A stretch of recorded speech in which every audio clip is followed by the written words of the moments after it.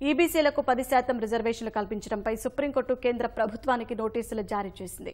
అగ్రవర్ణాల్లో ఆర్థికంగా వెనుకబడిన వర్గాలకు విద్యా ఉద్యోగాల్లో కేంద్ర ప్రభుత్వం 10% కోటా కల్పించడాన్ని సవాల్ చేస్తూ జనహిత్ అభియాన్, యూత్ ఫర్ ఈక్విలిటీ సహా మరికొందరు పిటిషన్లు వేశారు.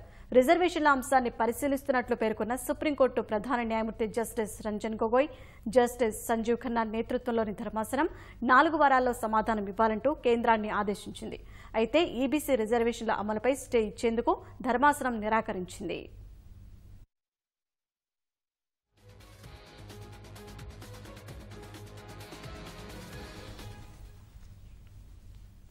ఈబీసీలకు 10% రిజర్వేషన్లు కల్పించడంపై సుప్రీంకోర్టు కేంద్ర ప్రభుత్వానికి నోటీసులు జారీ చేసింది.